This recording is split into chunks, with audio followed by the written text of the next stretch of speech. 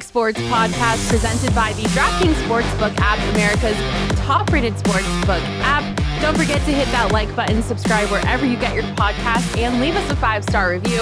I'm your host, Makayla Perkins, and joining me today, as always, as of late, Chierstin Susel and Derek Montilla. Hi, everybody. Happy Friday, everybody. Happy you guys got Earth Day. Earth Day, yes. Oh, I thought you said birthday. I was like, what? No. I was like, oh my God, I'm a terrible friend. It is the 22nd, though, and I was born on the 22nd. So technically, it's kind of like almost my half birthday. We're almost there. All right. We'll give it to you. What are you guys doing to celebrate the weekend? Anything exciting? Diamondbacks baseball. That's what I got on the plate. I'm also the commissioner of a pro wrestling organization, so I have things to tend to when it comes to that as well. Oh, yeah? Lots of wrestling things? Yeah, lots of wrestling I couldn't business. tell you the first thing about wrestling, so I'm not even going to try to talk about it with you. I'll make as many metaphors as I can.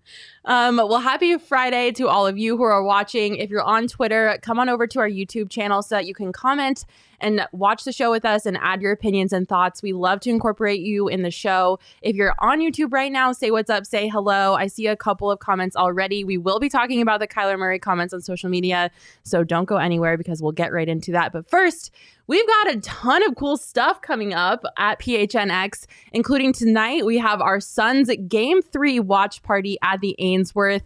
We have a really cool special guest that will be joining the broadcast. Alan Williams will be there tonight. So make sure to come out to our Suns watch party. If you haven't RSVP'd, head on over to our Twitter at PHNX_sports or at PHNX_Suns and RSVP to that. We also have a Coyotes game coming up. It's the last Coyotes game of the year. You get to ride the party bus. You'll get to meet Josh Doan and get his shirt. Food and drink are included. We're doing giveaways. It's going to be a great time. You can get tickets to that at gophnx.com or phnxlocker.com. And that's going to be super fun as well. And then we're also doing a draft day live show at the Ainsworth. We have a meet and greet with Byron Murphy. We've got foods, we got drink, we got giveaways. We got a ton of great things planned for our draft day coverage. You can get RSVP to that by going to our social media accounts as well, where the links are. We'd love to see you guys at these events. PHNX is all about being a family and a community. And so this is how we want to hang out with you guys, interact with you, and we hope to see you there. I think we have a lot of cool stuff coming up, right, guys? Absolutely. Does anyone know if the Ainsworth is dog friendly? Because I just got an email that a Suns bandana that I ordered for Newman has arrived. Oh my gosh. And I would love it's to a priority. bring him. Yeah, it's a priority. You asked that about a lot of things too. Is this dog friendly? So I mean, yeah, he's like your son. So I mean, I feel like he should get to come. Yeah, Newman is the cutest dog ever. Everybody in the comments, hi Charles Whittle Pike. Hello, Christina. It's so great to see you guys. Let's get into our main topic of the day, highs and lows of Arizona sports. And oh my God, why am I on the low end? First of all, this is someone pointed that out. And I don't like that. But if you're on the low end, I'm on the in between. What does that mean? The and? I mean, that doesn't make sense. Just like a meh. I'm a meh. You're a meh. I'm on the high end because it's my show. Just kidding. Of course you did that. It was a strategic placement, Derek. That's all I'll say about that. Geez, what a crazy week in Arizona sports. I feel like we can't have anything nice, or at least normal.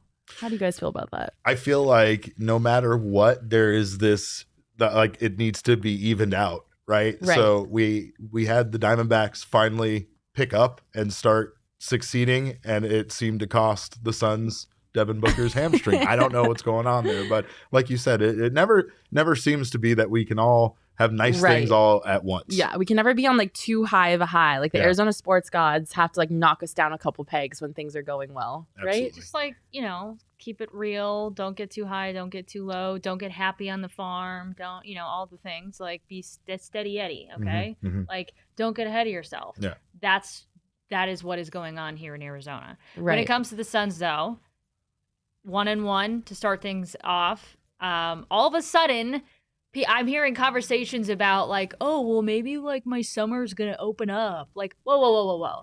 Meaning like maybe we won't have like the Suns playing. That is, I know. No, it's crazy. No, Let's just get out now. Just go now. Yeah. If you're thinking like that, just you can Arizona go and sports go on your fandom revoked. vacation I now. know. Taken away. So 1-1. I thought that game 2 was gonna end up being this like historic game that we were going to talk about, like one of the highlight moments of Devin Booker's career because of the baby fist bump. It became like immediately a viral tweet, meme, whatever you want to call it. Do we have a video of that, by the way? We have to talk about this for a second. The baby fist bump was so iconic. Are you kidding me? Like, come on. God, look at that. Are you kidding me It's right the now? Greatest thing ever. And I thought, with the way that Devin Booker was playing, it was his game. I'm like, oh my God, we're going to be talking about Devin Booker's performance. And then 10 years from now, it was going to become one of those things like, oh, you want to feel old? Look at Devin Booker baby fist bump now. Yeah, and he's it's like 27, tattoos on his face and stuff. You know He what was I mean? like going off though. Didn't he have like 30 points in the 31 points in the 31 first points. half. Yeah, it was his half. game. Yeah. And then he injured himself. And now that baby's coming under scrutiny is really what's happening. I know, it's the curse of the baby. Leave the baby alone. Leave the baby alone. That had to have been like one of the highest highs in the valley, though. Devin Booker was going off. The Suns were rolling in that game, and he slides to the floor and freaking fist bumps a baby. That has to be the most baller move I've ever seen an NBA player do in my life. It was electric. I was there present, and it was incredible, the reaction that it Did got. they play it on the Jumbotron? No. Well, because we were up, we were in the upper deck, and we didn't see what happened, but like the pop that it got was incredible because people saw it. It might have come up on the Titantron. I just didn't see it. But like the fact that you just felt an energy in that building, like you said, that particular night. But man, the Pelicans couldn't miss after a certain point. And I mean, I know we would have loved to have Booker out there, but that was just a night where those guys were locked in, and you got to tip your cap to them more for the way they performed rather than now looking at the Suns like they're falling apart because they lost a game during the playoffs. Well, I think it's more than just like, oh, they lost a game. I think it has a lot to do with one of the biggest reasons why they maybe should have lost game 1 and then ended up losing game 2 is because of, one stat in particular, which is rebounding, which is a pure effort stat. Yes. It's a pure effort stat. Chierstin, lay this stat on us because I almost cried when you said this out loud. Oh, yeah. I think it was they were out rebounded 98-68. So over the course of those 2 games, so there was a 30 rebound disparity in those 2 games, which is a big time disparity. Now, the biggest disparity actually happened in game 1, and they ended up finding a way to win thanks to Chris Paul. Right. But I think after that game, it was like, we can't do this again. I mean, it was pounded into them and into everybody else. Like everything they were talking about was rebounding. And then they go out and, Devin Booker went off and but then they fell flat and didn't crash the boards like they needed to. And so when you take a look at a stat like that and you say like, you were able to say like, well, the Pelicans just wanted it more. It's like, are you freaking kidding me? We didn't get to this point for the Pelicans to want it more. So I think that was a little frustrating. And I think that they're still the best team in the NBA? Absolutely. But we've been saying all along is the only team that can beat them is the Phoenix Suns. Yep. Right. Totally. Absolutely. And so this is a prime example of that. So Devin Booker is going to be out for sure in tonight's game. The general rule of thumb for for this strain is, 2 to 3 weeks. But Monty Williams doubled down yesterday after I think Woj had reported that it was going to be like at least, or could be, I think it was 2 to 3 weeks, and everyone was running with that. Yeah. Monty said, like, listen, like, we specifically said there's no timetable. Yeah. Like, we're not putting a timetable on this. It could be sooner. It could, like, whatever. Like, there's no timetable. So we'll just have to see with that. But, they're a very complete team. They've got a deep bench. So maybe this will light a little bit of a fire underneath them.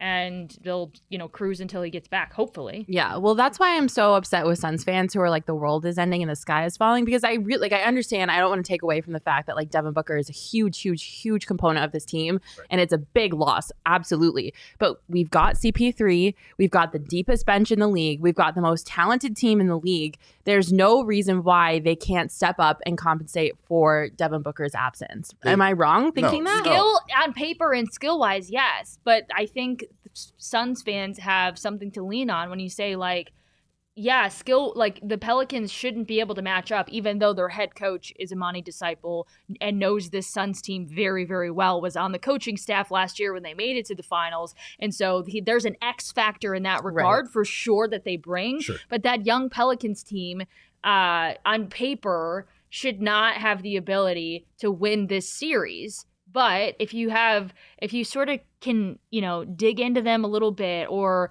for some reason they're not bringing it like they have in the past, or like whatever, and they're beating themselves, then that I get that aspect of it. Well, since the bubble, this team has won 3 out of every 4 games on average, right? So the thing about it is, along that path, they've been without those guys. They've been out without key players, and they have experienced this before. There was a stretch where they were out, without several of their stars, and it gave some of those bench role players that opportunity to step up and, get time during the regular season for this exact kind of situation. I'm thinking the Suns were a little bit shell-shocked by, losing Booker for the game, right? You're just a little emotional. You're a little lost without him, and you're worried. You're worried how significant the injury is and how long he's going to be gone for. I don't even know. Maybe they were a little distracted. I just don't think this team gets worried if they don't have Chris Paul, which they didn't have him for a big chunk down the stretch of the regular season. They have had time without each one of their key. I don't think that they waver at all without any of their star players. I do think maybe it was a little bit of a distraction because of the type of game that he was having, and then having to pick up. But I really don't think that's the case. What I was going to say, though, is on the flip side, there's a different feeling on the Pelicans. They smell the blood in the water. Right? They were probably so jazzed up heading into this game. They're probably like, if we can beat them once, we can beat them 4 more times. And if we can beat them on the road once, we can certainly beat them at home. And I believe there was audio from their coach during the third quarter of game 1 where he was talking about, because they went on a really good stretch against the Suns, that they could beat them. He was talking about that belief in themselves, that this is a basketball game. Anybody can win this. No matter what the records are at this point, no matter what anything is. So they were ready to go. But I'm hard to believe. I find it hard to believe that they are going to shoot as well as they did at any game in the rest of this series, let alone in multiple games. Yeah, so absolutely. It was just it was a significant night for them. They were on. Yeah. And I was present, and I'm going to make sure that I am not at any more games. You're not allowed to go to any more Suns games. I don't know what happened, but I don't know if it's me, but I'm taking that. I'm taking that variable out of the equation. I think the other thing too that just made that whole game so overwhelming is because we're talking a lot about highs and lows, and I think we were at the highest of high watching Devin Booker drop 31 points and fist bump a baby, and then I was out of my mind. I was literally running around my house screaming. Yes. I was so jazzed up, and then we went to the lowest of lows when we saw him walking off the court to go to the locker room to get checked out for an injury, and just the total emotional roller coaster we went on in that game was so hard to digest. And you literally, I had a moment, I think I had a tweet where I was like, Suns fans don't deserve this. We literally can't have anything nice. We have been through years and years and years of misery, and then the one year where we're like, this is it, this is our year, we're gonna win a championship this year.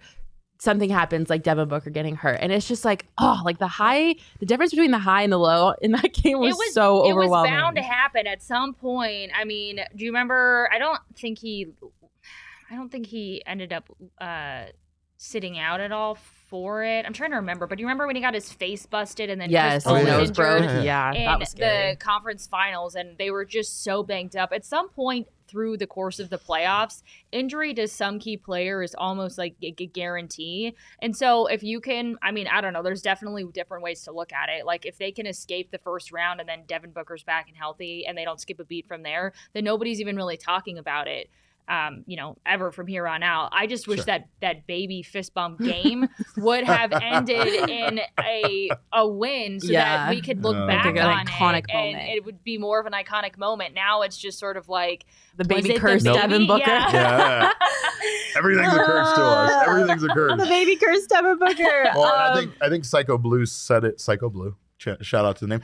Said it in the comments, but I think the expectations are different. Not only were they the best team in NBA this year, right? But it really feels like title or bust. And I think that's a different level of pressure for this team. I think that they're ready for it. It's just a different level of pressure than they've had at any point, in the playoffs up to this point. Absolutely. I want to mention too, so we're discussing our highs and lows, but we're going to have a section of the show where we discuss your highs and lows called the comment section coming up. So if you're watching our show right now on YouTube, comment in the chat what your high from this past week in Arizona sports was and the low from what you saw this past week in Arizona sports was. And we will be reading all of your highs and lows out during the comment section. So don't forget to do that because we love to incorporate you in the show. Really quickly before we move on to the Cardinals, obviously the Suns are in New Orleans right now to take on the Pelicans. Chierstin got texted the craziest video I've ever seen in my life. And we have to talk about this because I have mixed emotions about it. Do we have the video of that billboard in New Orleans? So something happened with the color when we transferred it onto your screen. Oh, there we go. I don't know. The color's a little odd, but yeah. So Chris Paul super fan texted me, who I met during the finals last year. Her name's Trinice, and so she actually paid for a billboard that's up in New Orleans right now. It's going to be up through Sunday. That says it's been a 17-year journey. Can't give up now.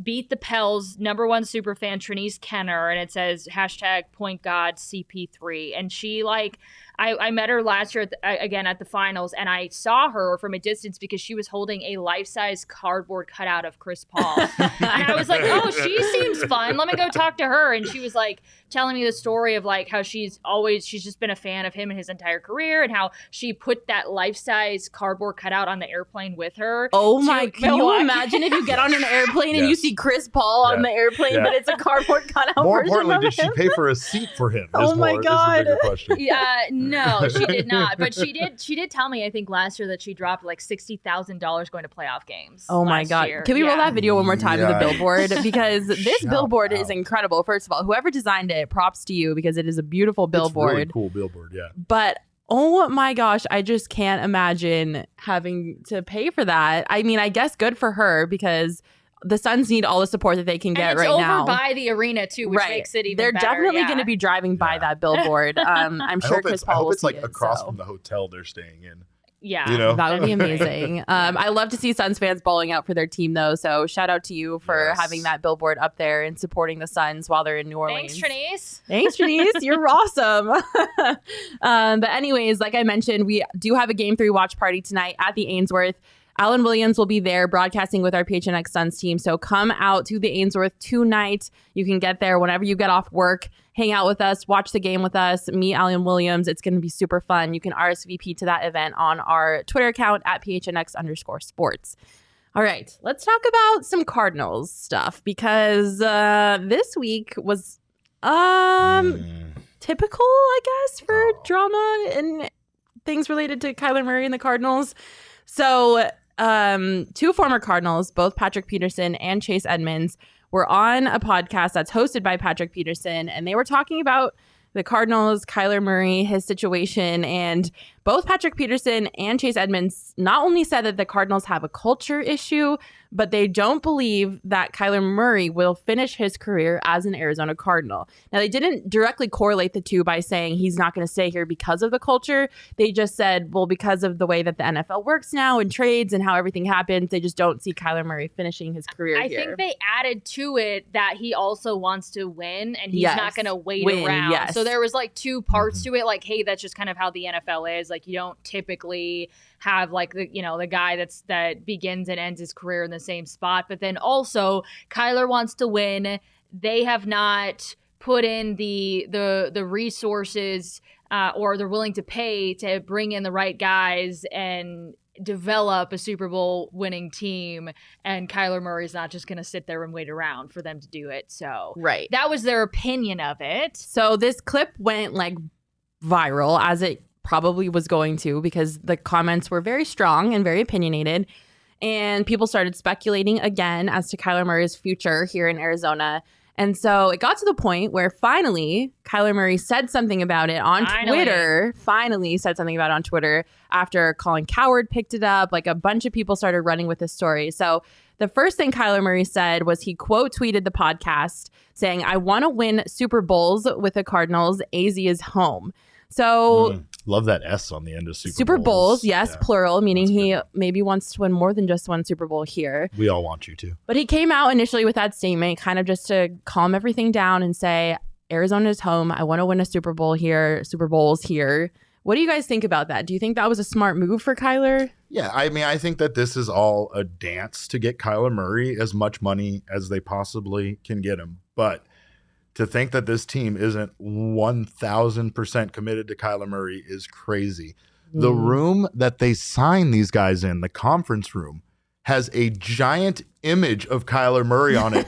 That's not just a picture. It's the entire wall is Kyler Murray. Not multiple images of him, one gigantic image of KylerUrry in their like press conference room. Well, I will say they had a picture of Josh Rosen in there too, and they took that down very quickly. Don't even say that. But my thing about it though is to think that he is not going to get paid by this team and there's not going to be a settlement of all this is crazy. Yeah. I think the team knows what they have in him. I think that they are 100% committed to him. And yeah, I mean, sure, he's unhappy. He's emotional. He's voiced his displeasure about stuff. He has shown he doesn't hide it. Like, he doesn't seem like he gives a damn about what people think about his emotions, right? Like, you know, he's been talked about the way he acts on the sidelines and stuff. He's a young guy. It's, you know, there's some maturity there that all of us go through at that age. And I think that there's a lot riding on him in particular. So it gets frustrating at times, right? Yeah. Especially when he's doing what he perceives as his part by hitting guys in their damn hands and they can't catch the ball, right? So it's like there is stuff like that where you just eventually snap, right? Yeah. I just think that all of this, at least with Kyler Murray and, you know, that the stuff that he's been doing, it's causing the speculation, but it's kind of a plan. I feel like they want the speculation out there. I feel like they want the Cardinals to feel that pressure. They want that talk of Kyler potentially moving. English is hard. I can't. Words are hard. But that's in an effort to get him as much money as possible. Yeah. Right? Well, then he went on to respond to a couple other people about this drama. He responded to Ian Rappaport's tweet. Ian Rappaport said, could Arizona Cardinals QB Kyler Murray be traded? GM Steve Keim during his pre-draft press conference said 0 chance, quote. And then Kyler Murray responded 100 with a little 100 emoji. This is all because somebody said that he was going to get traded before the season on, you know, as media, right? Yeah. And it's just an opinion. It's just speculation.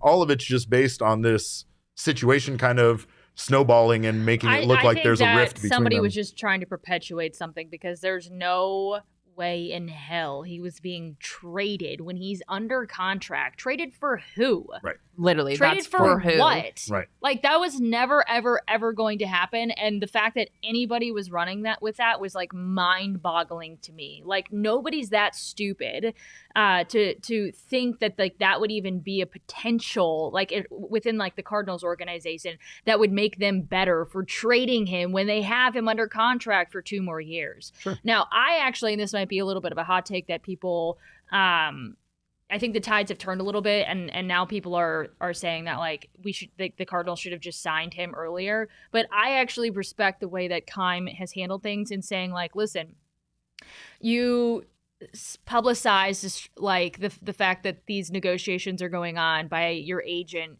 putting out a strongly worded letter, which was bizarre and usually doesn't happen, and by the Twitter stuff and like whatever. I mean, he didn't specifically address those things, but he basically said, like, what we've said is the contract will get done when contracts normally get done in the summertime. That's what we said. That's what we're sticking with. We're not going to trade him. Like, but it will get done when it usually gets done. Like, it should be pretty simple. And I appreciate him not folding because one party was making a bunch of noise. He's basically saying, we're not going to trade you. We'll give you your money when it normally happens. And so he kind of he stuck with that. He stuck behind Kyler, said there's zero chance that's going to happen. Something along the way, I think maybe clicked for Kyler. I know that they pulled their offer, whatever the case was. Maybe something clicked though, where Kyler felt like, okay, now I finally need to address people. Yeah. And that's like the other thing too. It's like, why did it take this long? Because fans I think fans got a lot out of that original quote tweet. So going back to that original one where he said that he wants to win Super Bowls here, Arizona's home. Mm-hmm. Fans loved that. They're like, thank God Kyler said something in support of wanting to stay here after all this drama. Like, they needed to hear from him. Yeah. So I would say also, why did it take so long? I think that was probably intentional. But anyway, that was a smart move on his behalf to start responding to some of these things and making the fan base. Because the fan base started to turn a little bit. Yeah. They're just worried. And and again, there are some people that are going to be on his side about it and feel like he should be extended and all of that. And then there's other they think conversation about anything other than his production on the field is like garbage. Like, I don't want to hear it. He's a great quarterback. Throw all that other stuff out. But then there's some fans that are like, no. I'm concerned about this. And by kind of not hearing from him, though, it allowed fans to sit there and be worried about, like, is our quarterback going to leave? Like, does he have what it takes? Whatever you want to speculate. But I think just like Kyler Murray, everything surrounding Kyler Murray, especially Kyler Murray's social media, has put poor Cardinals fans on just such a roller coaster again this offseason. You should offer to run it for him. Okay, actually, Kyler Murray, if you're watching the show, which I know you're not, hit me up. I will run your social media accounts for you so we can avoid all of this shit in the future. Here we go. I got you covered. If there's a petition for that, I will sign it. But I feel you will not address those topics fast I feel really enough. bad for Cardinals fans because, again, it goes back to the Suns fans things. Like, such an emotional roller coaster of the highest of highs and the lowest of lows in this offseason, especially when it comes to Kyler Murray's like social media. Yeah. Obviously, what Chierstin said about his original quote tweet about saying he wants to stay or win Super Bowls here in Arizona's home probably put Cardinals fans on a good high, which was awesome to see. He also did actually have one more comment. He called Colin Cowherd out, which I'm so glad he did because Colin Cowherd sucks. I actually like him. Well, Colin Cowherd said Kyler Murray is Aaron Rodgers, aloof, trust issues, and kind of do their own thing. They lean on their talent. And then Kyler Murray responded and said, run whatever narratives y'all want to run with, but questioning my work ethic, we're not going for. Stop playing with me, Colin. I still rock with you, but come on. So, I mean, he's sticking up for himself. And I don't know why he all of a sudden decided to be super boisterous on social media and kind of dispel a lot of these rumors. Yeah, but he didn't dispel the character issues. There was a comment in there where he kind of got looped into like a work ethic thing, which I would agree he has, great. I don't think that's in question, but not at all. But it's the fact that if you don't respond, then people continue to run with stuff. And then if you do respond, you tend to look like you're getting defensive. Yeah, but he had no urgency to respond the entire time the Instagram drama was going down. He was like, I'm not telling you guys anything about why I took all my Cardinals stuff off. But then that caused all the speculation to snowball more, right? So is he learning? Is that what you're saying? I don't know, but maybe in some cases he feels like not responding all the time isn't the best course of action, right? Sometimes we as fans want to hear from him. We want to see you say you want to be here, even if something else is completely else going on. It makes him look like a dedicated, supporter of this team and a teammate to everybody, and just a great Arizona Cardinal if he says he wants to be here. I think he does want to be here. I think it's just, again, it's a question of the money, right? And again, that's what some of these athletes are really looking out for in the end is getting paid. It doesn't help that all of these other people in the organization, players and front office, got contract extensions while all of this discussion was going on. even though, again, like you said, it's the timetable. They have things set in the order that they were going to go. They're trying to secure the pieces that are going to help Kyler win around him and make sure that those pieces are here for the long term so that they can be here around Kyler and they can figure out their core that they need to build around. Yeah, they thought they knew their core, and that's when they added guys like J.J. Watt and stuff to get them to that top level. And unfortunately, it didn't work out between injuries and everything else that went on. Yeah. Well, speaking of another low, Kyler Murray did not show up to voluntary workouts. I don't know what to make of this because according to Kyler's camp, he's working out and doing training at another facility, which he's allowed to do. They don't have to show up for voluntary workouts, but J.J. Watt was there.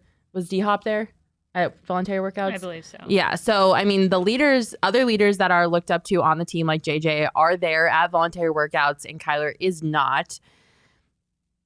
Is he trying to make a statement by not showing up? What do we think about him choosing not to be? No, I think he just prefers to do his own thing. I think so, like, he's very much that kind of guy. He would rather do his own thing, show up when he has to show up, and there's nothing inherently wrong with that.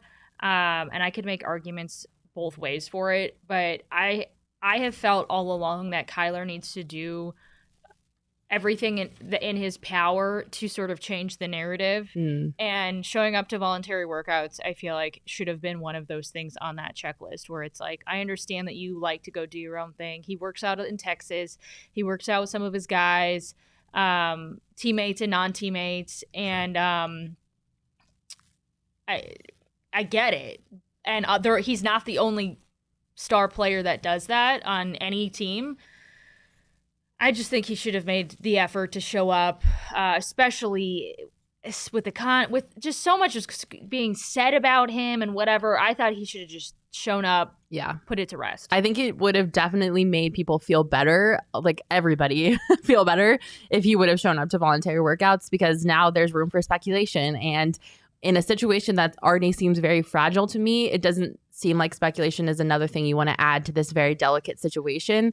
So I kind of agree with you. But that's from the fan base and not necessarily the team. Like, I don't think his teammates think anything No. differently. And I'm not saying that. I'm just saying for the people. Right, for the fan base, for sure. Yeah, I think both James Conner and J.J. Watt, which, by the way, it's like every other leader is there except for, your top guy. But they came out and said, like, we're just working out. Like, we're not. I think I don't know. I think that there was like a conversation about like, oh, Kyler's the guy that like runs the offense and knows it. It's like they're literally, it's voluntary workouts. They're literally just working out. Yeah. So at the end of the day, see, I could go both ways and devil's advocate. Don't you think being there like builds camaraderie? No, like they talk, they hang out, like they're like building like just like a rapport with each other, like off of the field that like improves team chemistry. I will say that 100% you're right about that. It's like what we've seen with the Suns. Yeah. They have talked about the Suns being more than a team and how close they are. Yeah.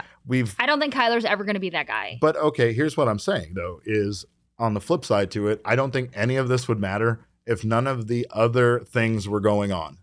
If this was a regular time period and Kyler wasn't under this scrutiny, we wouldn't even be discussing him not coming to voluntary workouts. It wouldn't be a story. But it's made that much more of a story because of this perceived rift between him and the organization that's not really there. Yeah. It's just been kind of fueled by removing pictures from Instagram and a letter from his agent that backed up a feeling that they're Which is so hard upset. to read, by the way. Right. Again, if you need help with social media, Kyler, please reach out to me. I will help you. It's a lot. All right. Well, before we move on to the Diamondbacks and the Coyotes, I got to tell you guys about our new partner, OGs. I love talking about OGs because I love OGs so much. Stop by your local dispensary and grab some amazing scratch-made THC gummies from our friends at OGs. Listen, I have a hard time falling asleep at night sometimes, and there's nothing more that I love in this life than sleep itself. So the orange creamsicle gummies are probably my favorite things in the whole world because they knock me out, like just stone cold out. I get the best sleep of my life with an orange creamsicle gummies, and they have so many amazing flavors. I know, Derek, you also have a lot of flavors that you like. Hey, yeah. Well, I like all of them is what I'm saying. All of their flavors are delightful. They've got tropical, they've got watermelon, they've got all strands, all types of stuff that you guys have to check out. I love OGs, and I'm sure you will too. They just announced their mini OGs 3 mg microdose option for those not wanting to dive right into their regular 10 milligram option. These will be available on May 3rd. So if you're trying to kind of venture out into the waters of eating some gummies, definitely check out their 3 milligram option from OGs. If you're interested in trying these amazingly delicious variety of flavors that OGs Brands has to offer, go to ogsbrands.com. That's OGEEZ brands.com to find an OGs near you. All right, the Diamondbacks, woo! We finally have something happy to talk about when it comes to the Diamondbacks. Yeah, I don't need OGs anymore because I have real joy and happiness. What a high from this past series. They right. split a series. It's the first series that they didn't lose this year so far with the Nationals. They had a great game. Seth Beer had a phenomenal performance, as kind of I've come to expect from Seth Beer. But the bats, they are alive. The Diamondbacks are finally generating some offense, which is great to see because they were last in the league, which they still might be, but at least they're like closing the deficit a little bit. They're like 0.01 batting average points away from being not the worst team. They were last in the league in runs, on base percentage, and batting average. So, it's not started great in terms of the offense, but they're closing the gap. Things are getting a little bit better offense-wise for the Diamondbacks. There were like way too many times when the Diamondbacks gave up double-digit runs, and to see them put up double-digit runs on another team was like therapeutic. Well, and see, here's the thing about that with the Diamondbacks this season is their pitching has been outstanding. Their starting pitching specifically. We talked about it on the show, but what's odd is they actually have one of the best ERAs in baseball. Yep. And it's actually been helped by the fact that the defense behind them has been so bad because the defense has been taking the credit as an error for the run instead of it being charged to the pitcher like it typically would, where in some cases it was maybe questionable if they would have gotten there or not, but it's helped those runs. That is an interesting way to look at it. Well, it's what it is it shows that even though the pitching is outstanding numbers-wise, I was going to say, that's another high for the Diamondbacks. It's not as good, but it's still been very good. The starting pitching has kept them in every game. Yeah. The big difference here was that their offense, just from start to beginning, for guys not named Beer, was atrocious. Yeah. And now what we are seeing out of them is we saw the big, like the dam break, and we saw them have that big offensive game against somebody.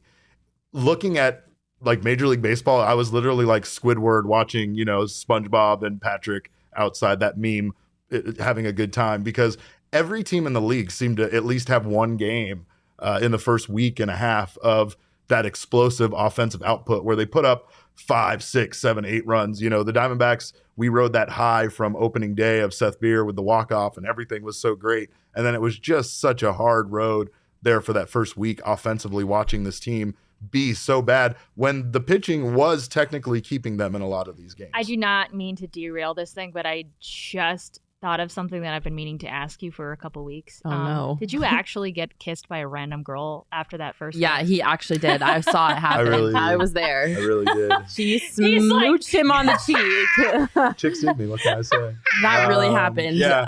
Slide. There was a moment where honestly I turned to my right it was my left, and there was just literally a pair of lips. And you leaned in like that was such a normal thing. What am I supposed to do? Not lean in for that? I mean, I probably would have screamed or something if that was I did. I was like, oh my God. Well, it was awesome. Anyway, I just have been, I keep forgetting to ask you. Yeah, Sly in the comments saying, hooray, mediocrity. Sly, after the year we had last year with the Diamondbacks. Mediocrity is a win. That is a huge win. Compared to last year. But I do want to say one of the highs that we definitely have to talk about with the Diamondbacks, because it is the highest of highs, is their pitching staff, because their pitching staff is incredible. They've pitched so well for the first part of the season that it might actually be a possibility that they have the best starting rotation in baseball and the worst offense in baseball at the same time. At least numbers wise, it's definitely up there and down there for both of those things. Merrill Kelly and Madison Bumgarner have been just great. And Zach Gallen, again, had his first start. He looked very good. He hasn't had a chance to have a full outing yet, but he's still he still looked sharp. He looked sharp in spring training. He's had weird injuries. He had bursitis in his shoulder, which is just kind of like a thing that doesn't seem like it's going to go away, but he's been able to deal with, any kind of discomfort he had.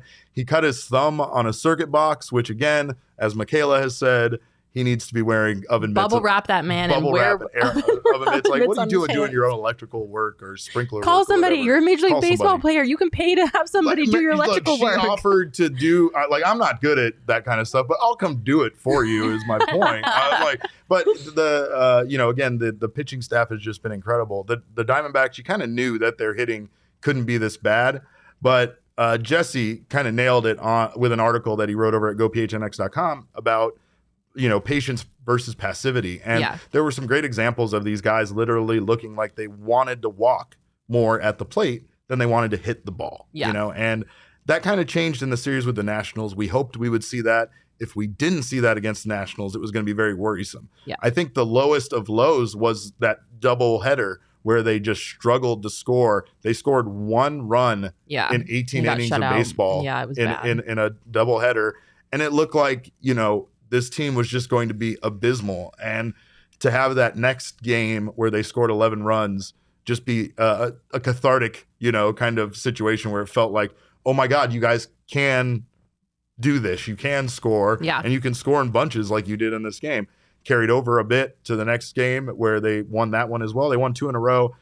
So it feels like there's some hope there. Yeah. This team has been able to put some stuff together all season long that made you kind of, have a little bit of hope in this, in this team, and that they can be somewhat competitive.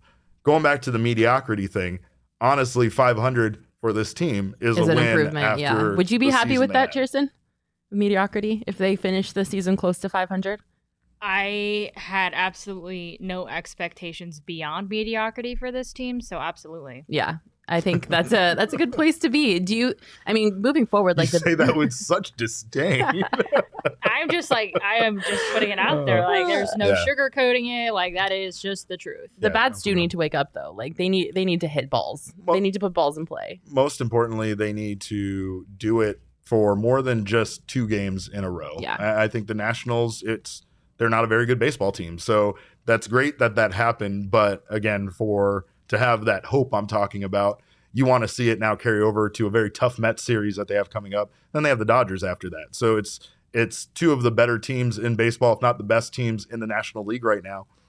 Even if they don't win, to contend. Well, okay. Well, no, nobody expects them to contend. That's not the thing. What I'm saying is just contend with like any of the top. Like I'm not looking at it and say like, oh, they really need to win these games. Like I don't have that expectation. No, for them. But what you want to see is a good competitive showing. What I see now is inconsistency, and that is what I felt like we were gonna get. We were gonna get like a big game here and there, or get a win here or there, or maybe we'll string together 2. But like the consistency that you're talking about, I don't have that expectation. Well, that's the difference between winning baseball teams and teams that are in the position the Diamondbacks are in, right?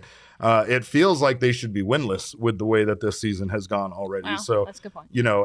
With the way that their record has gone. But you're right. Like going up against the Mets and the Dodgers, you can't really hang your happiness on whether they win those series. Exactly. Yeah. You really have to just you got to look for a good competitive showing and see them not get pummeled by these teams, especially the Dodgers. That's a team that you don't really expect them to win a series and compete. Yeah. But man, if they do, that's incredible. If they can at least eke out go 1 for 2 in that series, that's pretty good. Yeah. The most important thing for me though is to see them have offense, to see them be able to sustain the ability to hit the ball that they as a team couldn't do there for 2 weeks. Yeah. Well, the Diamondbacks pitching is definitely a high. The Diamondbacks offense is still definitely a low. Before we move on to the Coyotes, I got to tell you guys about our presenting sponsor, the DraftKings Sportsbook app.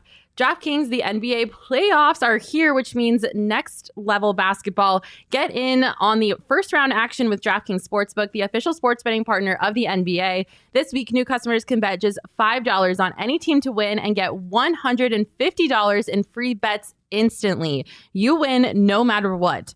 All DraftKings Sportsbook customers can also bet on NBA hoops with same game parlays. Plus, each day of the first round, get a risk-free bet up to $10 if your same game parlay doesn't hit. Bet the Suns, baby. Suns to the moon. I want to hear from you guys. What bets do you like in the first round? Are you guys betting on game 3 tonight? Yes. Yeah? Yes. Hell yeah. I love it. Download the DraftKings Sportsbook app now. Use promo code PHNX. Bet $5 on any NBA team to win their game one during the first round of playoffs and get $150 in free bets instantly. That's promo code PHNX at the DraftKings Sportsbook app, the official sports betting partner of the NBA. 21 and up only, Arizona only. Gambling problem? Call 1-800-NEXT-STEP. New customers only. Minimum $5 deposit. Eligibility restrictions apply. See DraftKings.com/sportsbook for details. As a reminder, we're going to be adding your highs and lows from the week in the show. So if you haven't already, comment what your high from the week and what your low from the week was so that we can add it into our comment section. Chierstin, holy cow.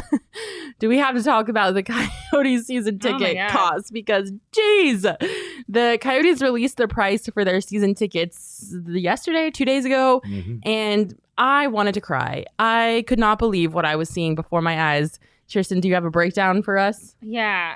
And now I'm looking too. We might have just been late to the party. I'm not sure when they released it. It was sometime within the last week. But I'm also really bad at deciphering. I guess how you would read it is for full season, it's as high as $15,000, $15,000, and as low as $36.49. Almost $4,000 for the lowest season ticket full season option. I don't know, and you guys, if you're in the comments, you can help me out here because I just don't maybe know the most about the normal cost of season tickets for a Coyotes game. I'm not in a position to ever buy season tickets to anything, right? Which is why I don't know, because I've never bought season tickets. So if you have season tickets to the Coyotes in the comments right now, please let us know if this is kind of normal for you. But when I saw a $15,000 price tag for a full season for the Coyotes in a collegiate arena, I almost passed out. I think that's ridiculous. I'm sorry. It's not the same experience as a normal NHL arena. What in the world? Why are the Coyotes charging $15,000 for a full season in a collegiate arena? Am I off base here? You are, because it's going to be the hottest ticket in hockey.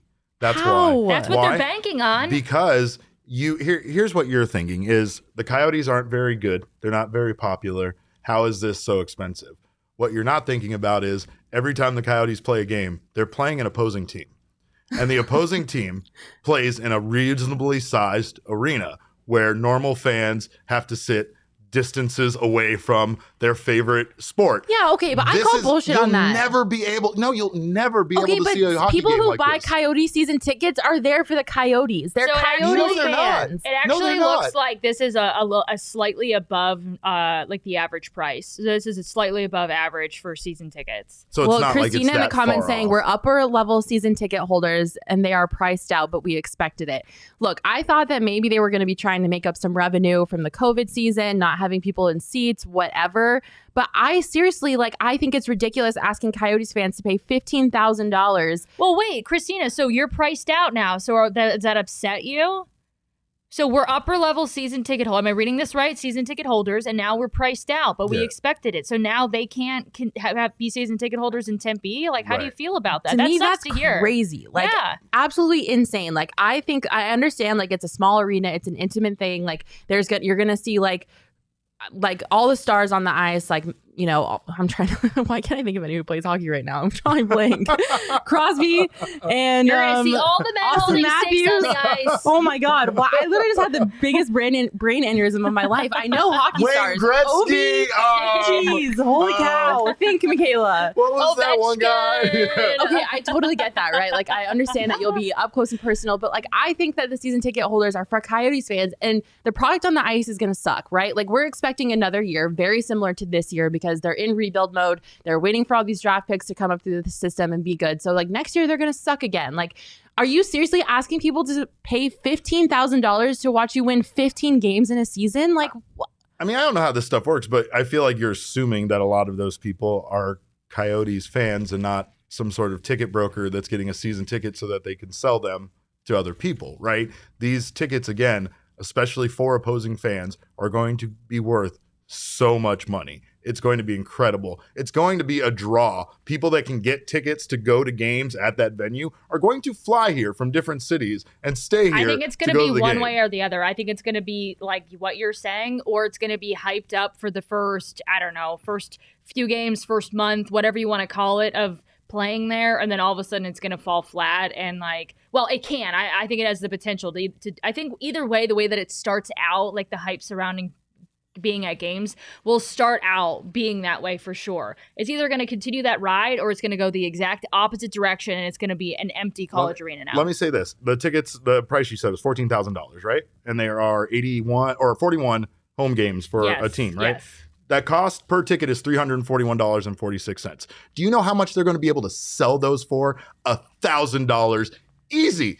Out the door all the time. I'm just saying, if you're a season ticket holder, for even those most expensive seats. Okay, so now we're going to get season ticket holders that are going to buy the season ticket so that they can sell it to the opposing team's fans. For a bad team? Yes. Yes. Yes. All That's right, economics. I mean, I'm sorry. I run into this all the time when I want to go to events and there are no tickets available, but there are 5,000 tickets available somehow through a ticket broker. Well, the team needs to make money, so however you're going to make your money, I hate that because the Coyotes are horrible, but they have the best fan base. They do. The people who support the Coyotes are the most passionate people about their team that I've ever met.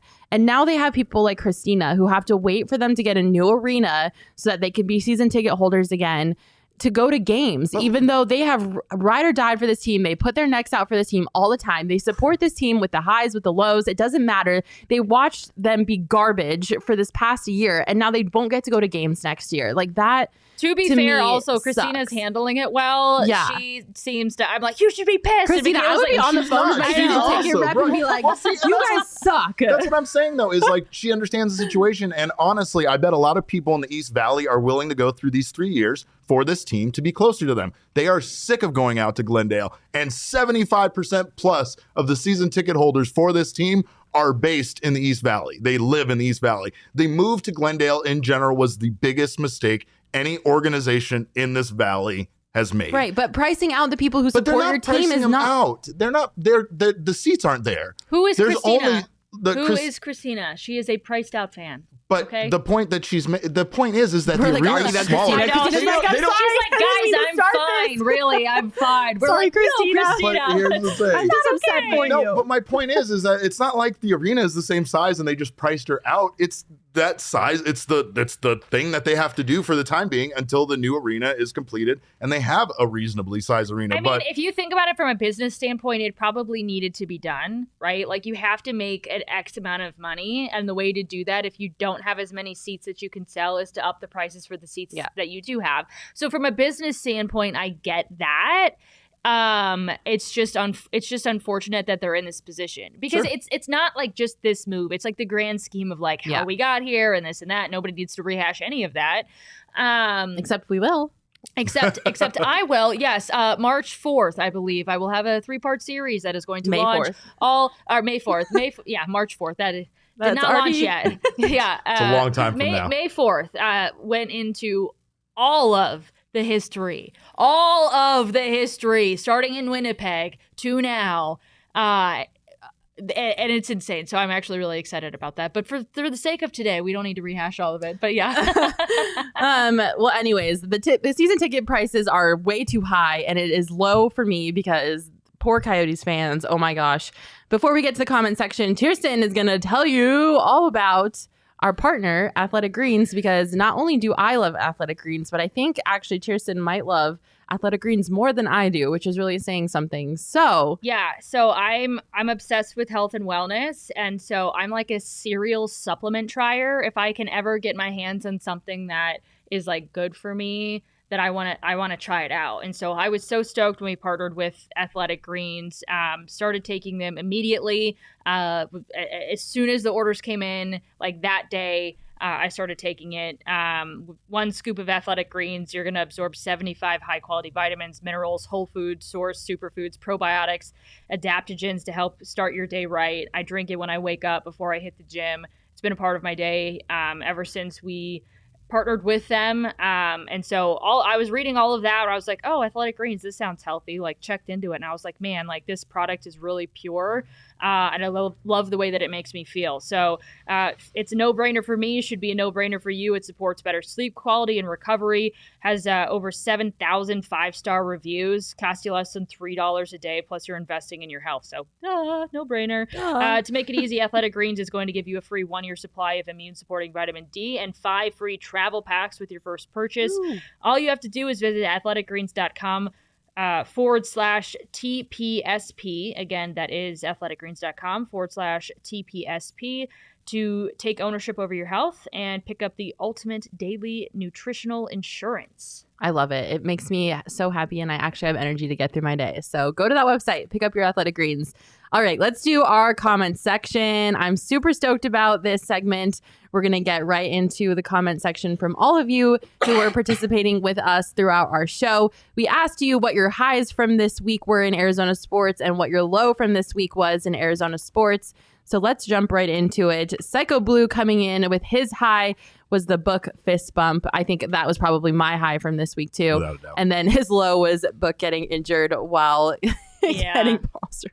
I know. Yeah, that was not great. Those are pretty solid highs and lows, actually. I think I agree. For sure. Those might be mine too. There's nothing more iconic than fist bumping a baby, and then how you go from such a high moment to such a low of getting injured. It sucks. Babies are awesome, but babies that are Suns fans are even more awesome. Even awesome. Yep, totally Babies agree. and dogs. That's right. Ernesto. Hi, Ernesto. Saying his high was CP3 scoring 30 in game 1. He went off. Yes, CP3 totally popped off. Lowest point was the defense breakdown in game 2 for the Suns. Yeah, the defense looked a little bit.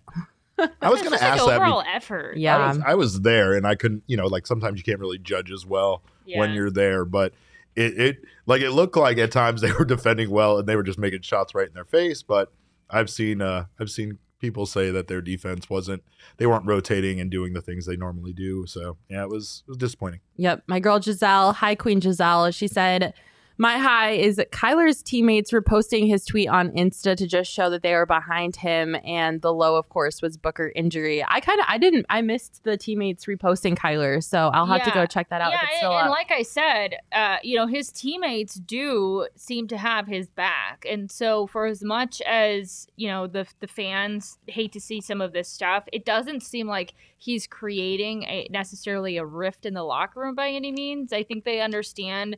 I think Kyler's somebody that you have to sort of understand who he is. Yeah, right. And totally. he's not what everybody necessarily wants him to be from the outsider's perspective, but he goes about things with the mindset of he wants to win. He'll do whatever it takes to win, and his teammates want to win too. So there you go. Sometimes it's as simple as that. Just nice to see him getting supported. Yeah. You know what I mean? Are you okay? No, what is happening over there? I'm coughing.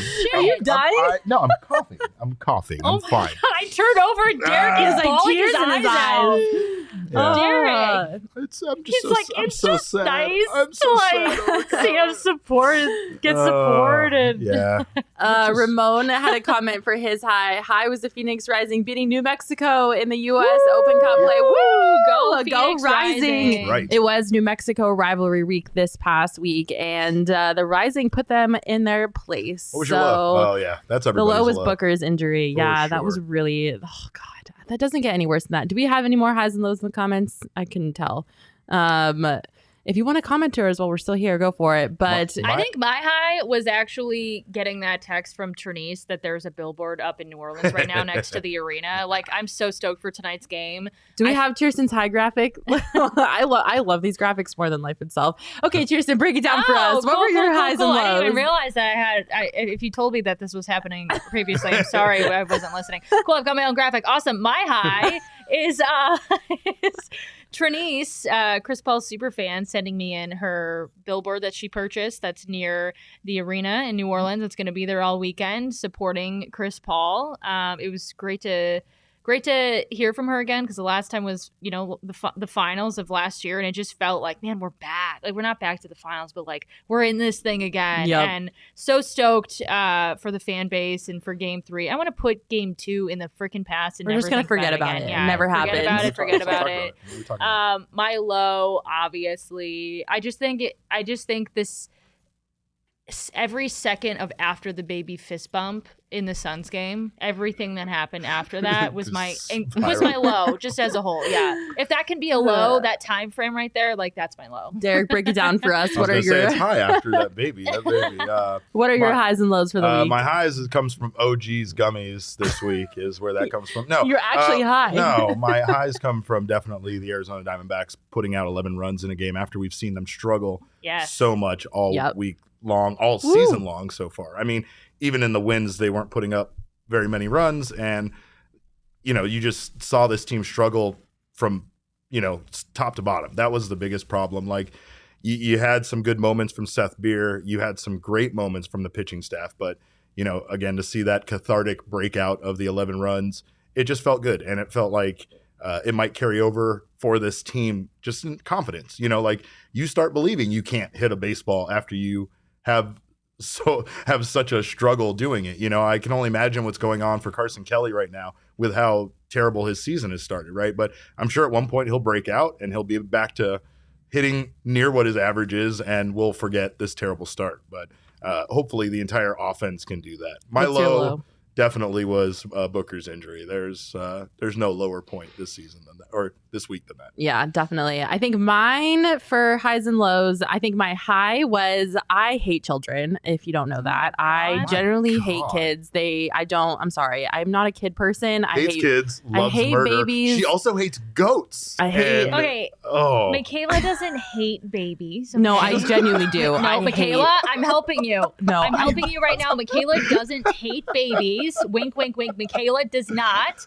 She just doesn't want to have any of her own, okay? I don't want to have kids of my own. We're learning so much about each other today. Okay, so I hate children. I don't want kids of my own. But the Suns' baby fist-bumping Booker made me hate kids a little bit less than I do. That baby is awesome. If I ever had kids, I would want a kid like that. Fever after watching this. Absolutely not. If I did have a kid, that would be my kid. I would be the person sitting courtside with a kid and offering them to fist bump a professional athlete. That would be my child. So shout out to the Booker baby for making me hate kids a little bit less. You are so great. Remember, loves murder. Oh my God, I hate that. No, turn it off. What is that? My low for the week was definitely the Booker injury. I had the most heart-crushing. Okay, we gotta turn that off. I'm gonna leave this room. You're triggering me. Coda kid in the comment section. I hate my own kids. Yes. Yeah. Okay. Sometimes. See, I'm not alone. Oh my goodness. Sometimes children are the worst. So I'm glad that I'm not alone on that. And my low from the week was the Booker injury. I was absolutely crushed. My heart kind of died in that moment.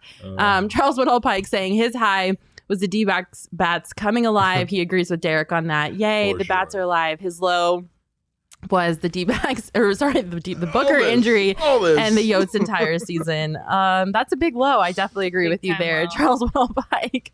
That's Mag's Joker origin story. Yeah, you guys just set me off. Like something in me just like I just like psychotically that you hate babies. I hate, like you guys literally just like broke something inside of me, and I'm ready to go on like a murder spree. I'm just kidding. I hate. Oh my God, I hate them so much. I hate kids. Oh my God. All right. Well, I think we should end on that. Christina was in our comments though a little bit earlier saying that she's going to the Coyotes game tonight and she is going to be rocking her Southwest Bias shirt. Woo! Shout out to you, Christina, for repping the PHNX family. We got actually a ton of cool shirts. We got a whole a lineup of Sun shirts. I think we also have a graphic for that too. I'm wearing one of our Sun shirts right now. Go over to the PHNXLocker.com and pick up some swag. We've got the coolest Sun shirts in the Valley. Rep your team in the playoffs with pride with one of our Sun shirts. You can head over to go to the PHNXLocker.com to pick those up.